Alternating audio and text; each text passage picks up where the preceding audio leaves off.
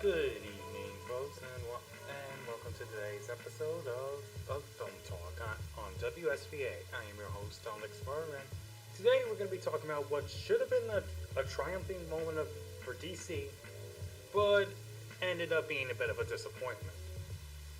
I'm, of course, talking about their latest film and their attempt at making a cinematic universe, Justice League.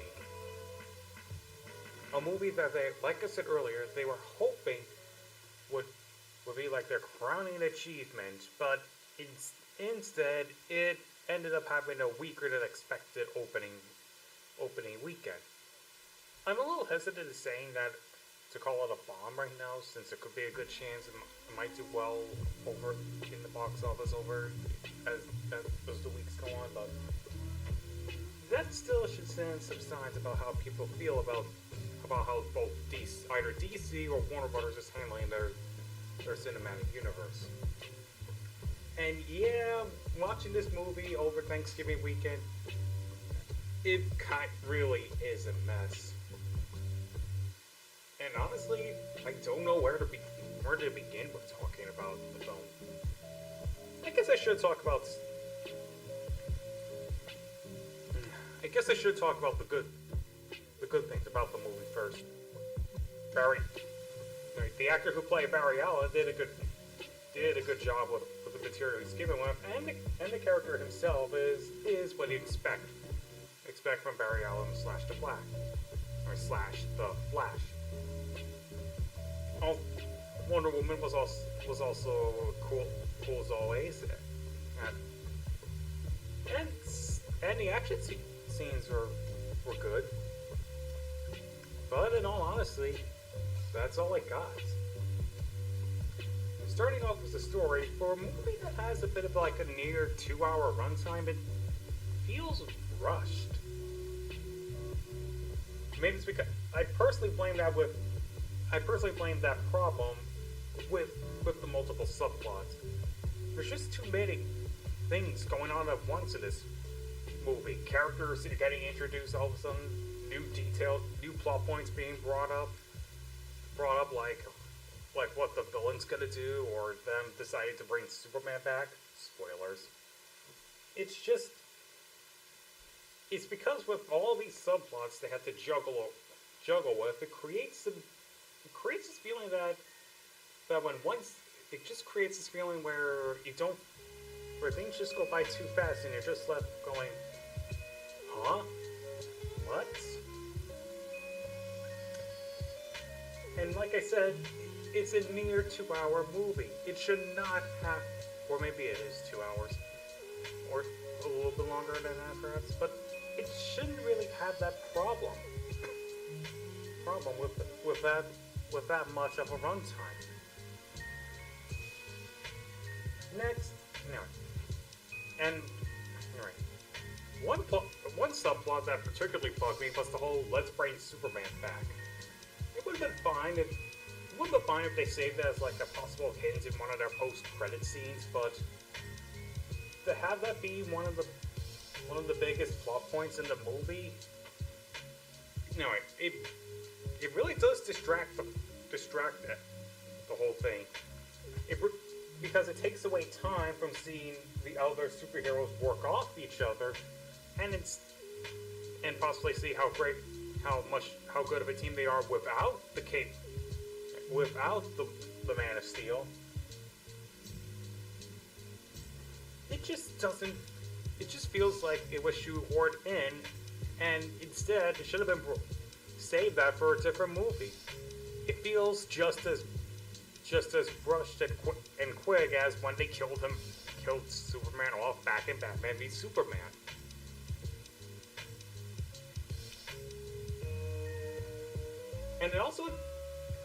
And it doesn't just harm the other subplots. It also does harm.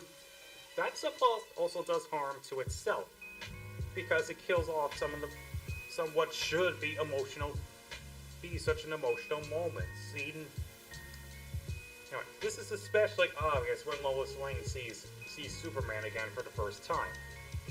Instead of going in like shock or happiness or tears, she just has a bit of a dull look about it to the whole thing, and it just feels.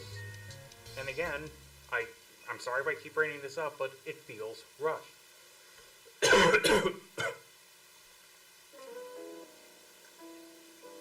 I'm,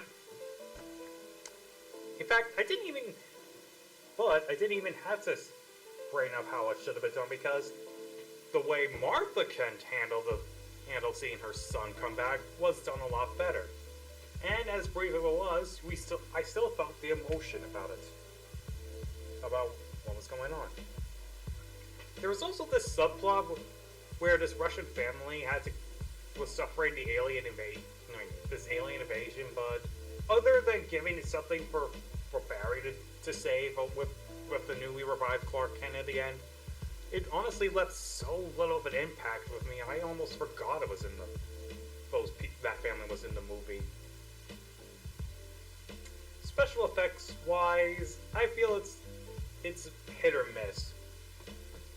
Some effects are really great, like the final battle, and some of the effects they used before were great. But other times it just doesn't work. Not because of the overuse of CG, since I'm not one of those people that's a big snob to it, but more because it has a dull look to it. Like the box, Steppenwolf has a bit of an underwhelming design.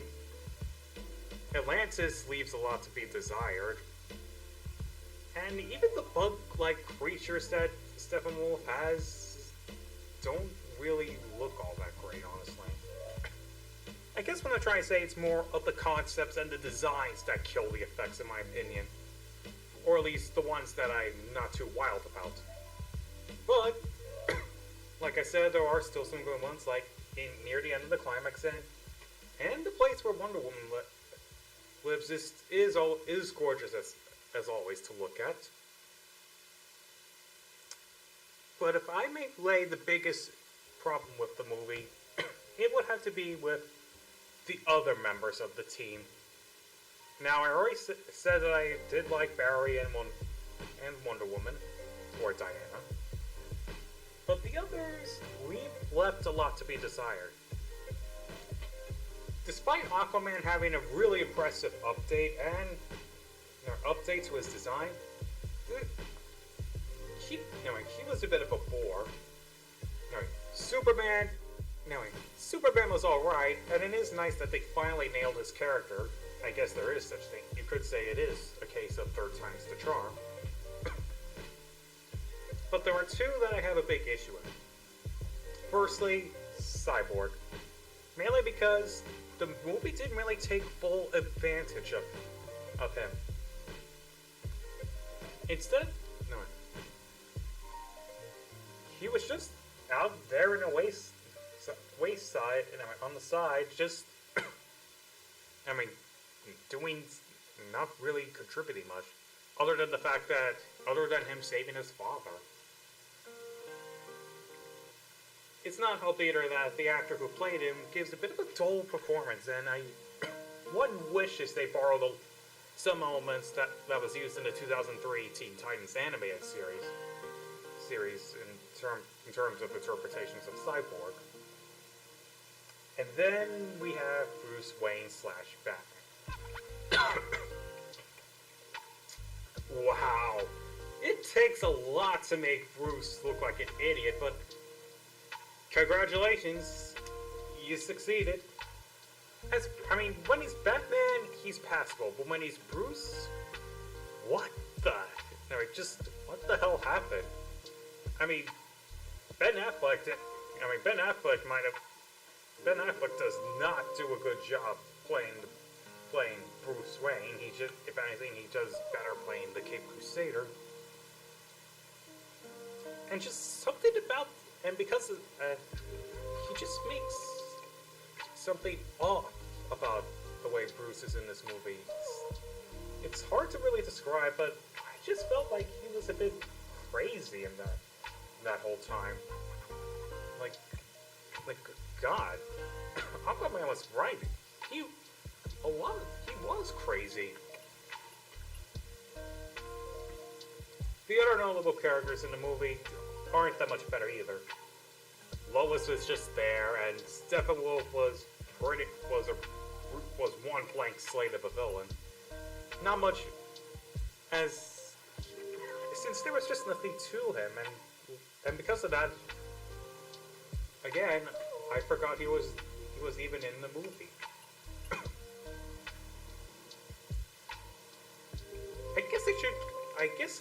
I guess I'm leaving out one thing that has let people split that I neglected to talk about, which is the tone. One thing that's noticeable about this movie is that it has a lighter tone compared to Man of Steel and Batman v Superman: Dawn of Justice, both of which previously directed by Zack Snyder, while this one is directed by both Zack Snyder and Josh Whedon. I bring this up. No, I feel like Whedon's participation is why it has a lighter tone compared to the other DCEU films. But to be honest, the tone didn't bother me that much. And if anything, I welcomed it. Mainly because at least it doesn't take itself super ridiculously overly serious. Like, so you're not gonna. So for those wondering, there's never a point where it goes into Save Martha levels of over dramatic stupidity, seriousness / to the point where it becomes stupid. And if there is one thing I will give credit outside of some of the effects and action scenes and two of the members of the league, is that I will admit there were times where I did actually had some laughs. Not just for Barry, but even some of the exchanges some of the other members had. And this is where I felt like that's where Whedon's talent came in, considering that this was the same guy who directed the first two Avengers and Avengers: Age of Ultron. And the character of banter in that film was one of the strengths of that movie. Here, well, not on par with the Marvel films, there's definitely some hints of that banter in there. It's just too bad that only two of the characters is worth rooting for, while the others range from dull to what were you thinking, to give that guy a restraint jacket. So yeah, I did not really enjoy Justice League. While not a horrible movie per se, it just left me cold. Cold. And there's just not much really worth talking about or worth remembering. It's easy to see why people are demanding that Warner Bros. And DC should get their stuff together and fix up the cinematic universe. And one thing that they should have done, which I've been saving up for this point, is why didn't they go the same route Marvel did? I don't mean like the tone or anything, just what I mean is that what they should have done is that before this movie, or even before Batman v Superman for that matter, why didn't they do give each of these members solo movies? I could understand maybe Aquaman, since he's not that much of a recognizable character, but even then I would argue he should have gotten his own single film at that point. Like, Man of Steel should have been first, then Wonder Woman, then Aquaman, then at that point decide who goes next. Would it be Flash, Cyborg, or Batman? Suicide Squad. Maybe throw Suicide Squad in there for that matter, depending on where that stands right now. Then you should do Batman v Superman, and then go into Justice League. That way it would feel a little more coherent, and that way we would at least feel more welcome to see these characters come together, because we spent time and got to know who they are. Instead, with the way they handle it by doing Superman solo movie, then the Superman Batman crossover with Wonder Woman, then Wonder Woman's, then Suicide Squad, then Wonder Woman, and then Justice League. It just creates, it just doesn't feel you're earned, and that's what I feel, and that's what I'm trying, and I think that's what I'm trying to think I'm getting at. It feels like right now we don't. It doesn't feel. It's not worth having a Justice League movie right now. Now, since they're because of the way this, because of how the whole DC cinematic universe is handled. Hopefully DC would take how Justice League is doing right now into consider and really think about what they're gonna do next. Try and see what went wrong here, and fix it so people will have a much better movie for next time. If people are even interested in seeing any movie in the DC extended universe at this point. Maybe there are, but who knows? That's all I got today, folks, and thanks for watching today's episode of Film Talk.